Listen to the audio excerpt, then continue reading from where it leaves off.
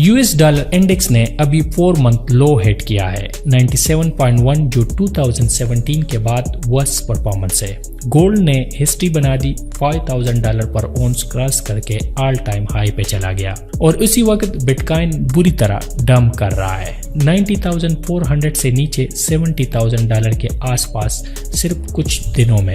ये चीज हर macro rule book को तोड़ देती है। हिस्टोरिकली जब डॉलर वीक होता है तो बिटकॉइन रैली करता है। तो फिर असल सवाल ये है कि असल में क्या हो रहा है, और आज हम ब्रेक डाउन करेंगे 5 पावरफुल फोर्सेस जो बिटकॉइन और डॉलर के बीच के ट्रेडिशनल कोरिलेशन को डिस्ट्रॉय करने में अहम रोल प्ले किया, और ये भी बताएंगे कि ये रिलेशनशिप दोबारा रिस्टोर हो सकता है या फिर नहीं। आगे बढ़ने से पहले एक छोटी सी बात क्लियर कर दूं, मैं कोई फाइनेंशियल एडवाइजर नहीं हूं और ये वीडियो सिर्फ एजुकेशनल और मार्केट अंडरस्टैंडिंग के लिए है। कोई भी इन्वेस्टमेंट डिसीजन लेने से पहले अपना रिसर्च करना जरूरी है। और अगर आप क्रिप्टो और मैक्रो मार्केट को सिर्फ प्राइस से आगे समझना चाहते हैं, रियल लिक्विडिटी, रियल रिस्क और रियल सिग्नल से, तो मेरा व्हाट्सएप चैनल ज्वाइन करना मत भूलिए। वहां हम रेगुलर बेसिस पे मार्केट अपडेट, मैक्रो ब्रेकडाउन और शार्ट एक्शनेबल इनसाइट शेयर करते हैं।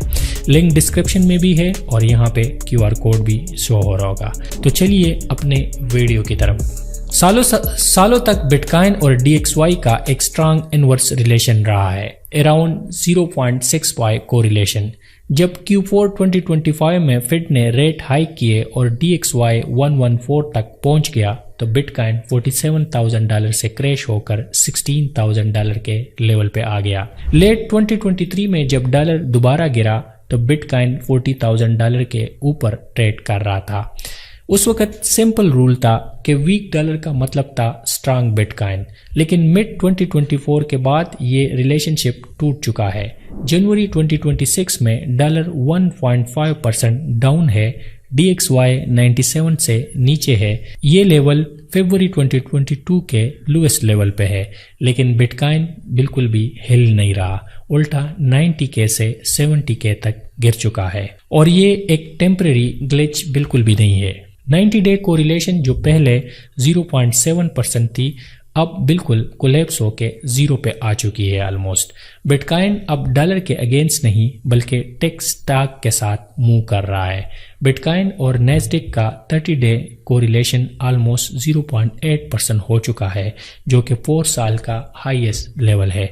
मतलब कि बिटकॉइन अब डिजिटल गोल्ड के नैरेटिव से हटकर risk on tech asset treat हो रहा है मार्केट में। यहाँ पे एक बहुत इंपॉर्टेंट बात मिस हो रही है।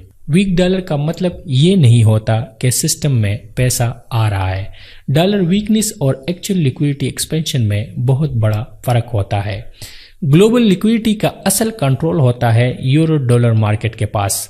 ये ऑफशोर डॉलर डिपॉजिट है जो फेड के कंट्रोल से बिल्कुल बाहर है। इस मार्केट का साइज अप्रॉक्सीमेटली $16 ट्रिलियन है, जो 2008 के कंपैरिजन में ऑलमोस्ट डबल हो गया है। अगर DXY गिरता है येन इंटरवेंशन से या फिर करेंसी रीबैलेंसिंग की वजह से है, ना कि फेड ईजिंग की वजह से, तो लिक्विडिटी एक्सपेंड नहीं होती। ये सिर्फ एक लिक्विडिटी का मिराज होता है, जिसका मतलब ये होता है कि मार्केट को ये सिग्नल मिलता है कि लिक्विडिटी एक्सपेंड हो रही है, लेकिन एक्चुअली लिक्विडिटी एक्सपेंड नहीं होती, जिसकी वजह से बिटकॉइन नीचे गिरा।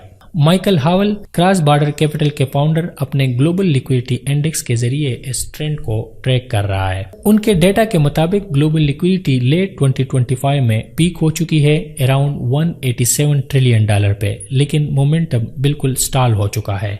हावल के मॉडल सजेस्ट करता है कि Q1 या Q2 2026, जो कि लाइकली मार्च में बनता है, लिक्विडिटी साइकिल टॉप करेगी। उसके बाद डेट रिफाइनेंसिंग वॉल लिक्विडिटी को ड्रेन करना शुरू कर देगी। इसलिए डॉलर वीक होने के बावजूद लिक्विडिटी कंडीशन टाइट हो रही है और इस वजह से बिटकॉइन बिल्कुल भी रैली नहीं कर रहा बल्कि नीचे आ रहा है। फेड ने भी दिसंबर 2025 में QT एंड की और अब $40 billion treasury bill monthly buy कर रहा है। लेकिन ये लिक्विडिटी एक्सपेंशन बिल्कुल नहीं है, ये सिर्फ एक लेवल को मेंटेन करने के लिए फिट कर रहा है।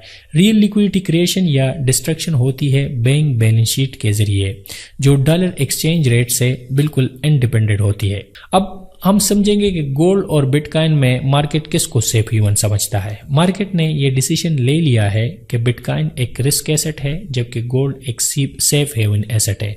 एविडेंस क्रिस्टल क्लियर है कि 2025 में गोल्ड ETF में $89 बिलियन इनफ्लो रिकॉर्ड हुई जो कि ऑल टाइम हाई है।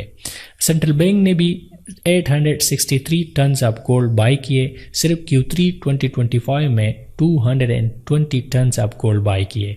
चाइना हर महीने गोल्ड बाई कर रहा है और साथ है US ट्रेजरी सेल भी कर रहा है। नवंबर 2025 में चाइनीज ट्रेजरी होल्डिंग $682 बिलियन तक आ गई है जो कि 2008 का एक लोएस्ट लेवल है, जबकि गोल्ड रिजर्व्स 236 टन जो कि $310 बिलियन प्लस है। जियोपॉलिटिकल टेंशन के दौरान बिटकॉइन 6.6% नीचे गिरा जबकि गोल्ड 8.6% ऊपर गया। BTC गोल्ड रेशो अर्ली 2026 में 17.6 थी जो कि अब 15.5% पे आ गई है जो कि हिस्टोरिकल एक लो लेवल है। 2025 में गोल्ड ने 65% परफॉर्म किया जबकि बिटकॉइन ने 6% डाउन रहा। डिजिटल गोल्ड नैरेटिव पूरी तरह फ्लॉप हो चुकी है और जिसकी वजह से बिटकॉइन नीचे गिर रहा है। तो अब असल प्रॉब्लम क्या है? असल प्रॉब्लम है डेट रिफाइनेंसिंग वॉल जो 2026 में आ रहा है। 2026 में 9 से $10 trillion US government debt mature हो रहा है जो कि टोटल डेट का 1/3 है, जिसमें कॉर्पोरेट डेट 2026 में $3 ट्रिलियन जबकि ये 2024 में $2 ट्रिलियन था। इसमें 50% जंप रिकॉर्ड हुआ। कंपनीज जो 2021 और 2020 में 2 to 3% पर बारो कर रही थी अब उसे 5 to 7% पे इसे रीफाइनेंस करना पड़ेगा। मतलब यह है कि जब अगर वो 2021 में 100 मिलियन डेट ले चुकी है तो 3 मिलियन इंटरेस्ट रेट इस पर पे करना था, जबकि अब 6% से ये 6 मिलियन इंटरेस्ट रेट पे करना होगा। ये डायरेक्ट प्रॉफिट पे एक हिट है जो 2025 में मेगा बैंक्रप्सी का सबब बना जो 81% था। जनवरी 2026 से ग्लोबल चैप्टर 11 और commercial real estate 1.5 trillion mature हो रहा है। ऑफिस CBDC लोन $21.3 बिलियन का है।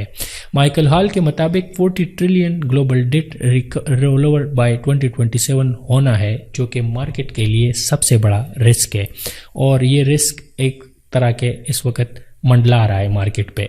BOJ ने भी दिसंबर 2025 में रेट 0.7% कर दिया। 1995 के बाद ये एक हाईएस्ट लेवल था। मार्केट जून 2026 और हाइक एक्सपेक्ट कर रहा है जिसके नतीजे में बिटकॉइन 91K से गिरकर 88.5K पर गिरकर सिर्फ 2 घंटों में नीचे आया। येन के रिट्रीट अनवाइंड साइज 260 बिलियन से $500 बिलियन के दौरान है। जब ये अनवाइंड होता है तो बिटकॉइन भी सेल होता है। चाइना ने भी 9 मंथ में कंटिन्यूसली ट्रेजरी सेल किए। होल्डिंग 47% से डाउन होकर जो कि 2013 पीक से बिल्कुल लो है और कैपिटल से रोटेट होके गोल्ड में जा रहा है। ये सब मिलकर रिस्क एसेट से लिक्विडिटी ड्रेन कर रहे हैं। तो अब सवाल यह है कि कोरिलेशन कब वापस आएगी? इसके 4 सिग्नल है। अगर ये 4 सिग्नल हुए तो कोरिलेशन वापस आ जाएगी। सबसे पहले ये है कि फेड रेट 3% से नीचे होना चाहिए। अभी ये 3.5 या 3.75 है जो रियल लिक्विडिटी तब आएगी जब ये 3% से नीचे हो। दूसरा, ग्लोबल लिक्विडिटी एक्सपेंशन जो कि लाइकली Q3 Q4 2026 में रीफाइनेंसिंग वॉल के बाद एक्सपेक्टेड है वो स्टार्ट हो जाए। तीसरा है बिटकॉइन टेक्निकल ब्रेकआउट 94,253 की रेजिस्टेंस है, इसको तोड़ना होगा। फिर 99K के कंफर्मेशन देना है और फिर 1,07,400 पे almost all time high zone को इसने टच करना है। तब हम एक्सपेक्ट करेंगे कि रैली वापस आ रही है। और अगर हम डॉलर इंडेक्स या DXY की बात करें तो ये 96.2 से वीकली क्लोज पे नीचे होना चाहिए जो कि करंटली 97.4 है। बिलो 96 स्ट्रांग सेलिंग प्रेशर होता है। चारों सिग्नल एक साथ चाहिए एक बुल रन या सुपर साइकिल को वापस लाने के लिए। डॉलर गिरना ऑटोमेटिकली बिटकॉइन का मून का सिग्नल बिल्कुल भी नहीं है। असल गेम है लिक्विडिटी का। अब डेट रीफाइनेंसिंग कैपिटल ड्रेन हो रहा है, गोल्ड सेफ हेवन फ्लो हो रहा है और bitcoin as risk asset treat हो रहा है। लेकिन इन सब में गुड न्यूज ये है कि Q2 Q3 2026 में रिवर्सल का कैटलिस्ट मौजूद है। लेकिन तब तक हमें मैक्रो के अगेंस्ट नहीं जाना चाहिए, पेशेंस रखना चाहिए। बेस्ट ट्रेड कभी कभी ये नहीं होता कि आप ट्रेड ले लें, ये होता है कि आप कोई ट्रेड ना लें।